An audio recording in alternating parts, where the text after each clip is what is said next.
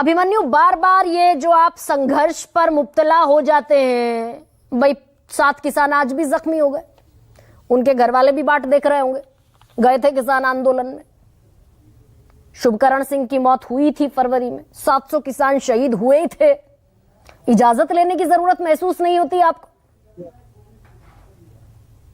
देखिए गरिमा जी, सबसे पहली बात यह है कि 26 नवंबर से जगजीत सिंह डल्लेवाल जी का आमरण अनशन चल रहा है और उस समय हमने ये कहा था कि 10 दिनों में अगर सरकार बातचीत नहीं करेगी तो 11वें दिन पैदल जत्थे शंभू बॉर्डर से जाएंगे 101 की संख्या में, और पैदल जाएंगे। क्योंकि जब 4 नवंबर को सुप्रीम कोर्ट द्वारा अपॉइंटेड कमेटी के साथ हमारी मीटिंग हुई तो उसमें भी हरियाणा सरकार के बहुत कुछ अधिकारियों ने कहा कि आप बस में क्यों नहीं चले जाते, आप दिल्ली, आप ट्रैक्टर की ही जिद क्यों कर रहे हैं, आप पैदल क्यों नहीं चले जाते। हाँ। लेकिन जब आज पैदल जा रहे थे तो पैदल जाने से भी रोक दिया, एक बात। दूसरी बात, इसलिए हमें मजबूरी में जाना पड़ा।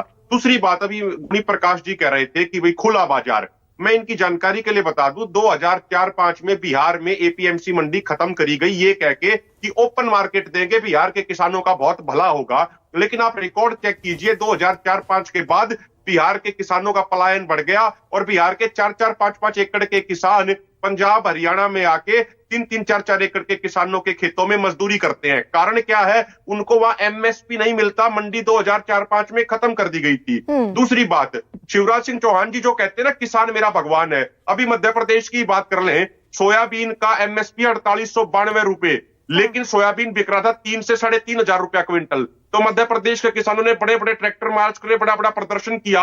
उसके बाद मध्य प्रदेश की स्टेट गवर्नमेंट ने केंद्र सरकार के पास प्रस्ताव भेजा कि आप 40% सोयाबीन एमएसपी पे खरीद लीजिए, लेकिन काउंटर रिप्लाई आया केंद्र सरकार की तरफ से कि नहीं, 40% हम नहीं खरीद सकते, हम मात्र 20% ही सोयाबीन एमएसपी पे खरीदेंगे। ये तो लिखित के अंदर है, तो बाकी 80% कहां जाएगा? इसका जवाब देंगे शिवराज सिंह चौहान जी। आप 80% वाले किसान को परेशान कर रहे हैं, एक बात।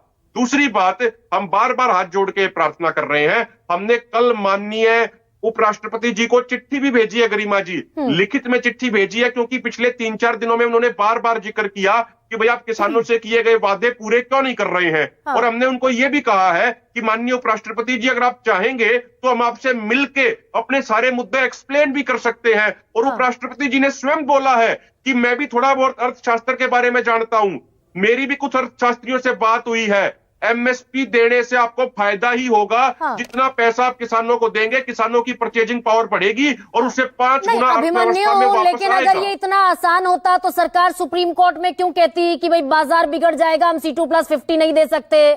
जिस सरकार ने स्वामीनाथन आयोग बनाया वो सरकार दे देती, 6 से लेकर 14 तक तो टेबल पर रखी रही ना रिपोर्ट।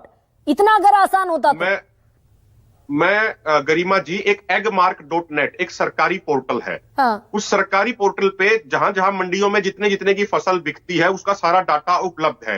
हाँ। एगमार्क.net पे उपलब्ध डाटा की रिसर्च के अनुसार मात्र 26,500 करोड़ रुपए का खर्चा आएगा एमएसपी गारंटी कानून बनाने में 1 साल के लिए A2+FL फार्मूले के अनुसार। एक बात। वहीं दूसरी तरफ हम तो माननीय प्रधानमंत्री जी से बड़े सत्कार सम्मान के साथ पूछना चाह रहे हैं, आप मेक इन इंडिया की बात करते हैं प्रधानमंत्री जी, लेकिन कृपया आप ये बता दीजिए कि 1,41,000 करोड़ के एडिबल ऑयल, खाद्यान्न तेल जिसमें से मेजॉरिटी पाम ऑयल है, वो बाहर से इंपोर्ट क्यों किया जा रहा है? आप क्यों मलेशिया इंडोनेशिया से पाम ऑयल मंगवा रहे हैं? नहीं तो क्या अभिमन्यु, ये सारी तल्ख हकीकत सामने है।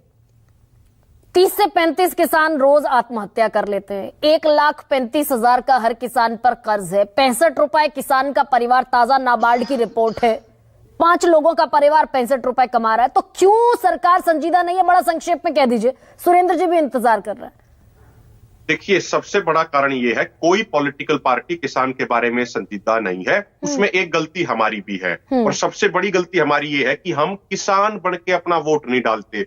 जिस दिन एज ए किसान बन के अपने मुद्दों पे वोट डालने लग जाएंगे, किसान एज ए बहुत पावरफुल वोट बैंक हो जाएगा, ये सारी पार्टियां हमारे कदमों में झुकेंगी। एक आखिरी 10 सेकंड की बात, सुरेंद्र जी से भी मेरा सवाल है। 22 जुलाई को हम माननीय राहुल गांधी जी से मिले थे संसद के अंदर, और उस समय विपक्ष के भी जो सांसद मौजूद थे उन्होंने कहा था अब की बार तो हम लेट हो गए, अगली बार के संसद के सत्र में प्राइवेट बिल लेके आएंगे एमएसपी गारंटी कानून पे। लेकिन इनके भी किसी सांसद ने एमएसपी गारंटी कानून पे प्राइवेट बिल अब की बार पेश नहीं किया। सुरेंद्र जी, मैं तो 2006 की बात कर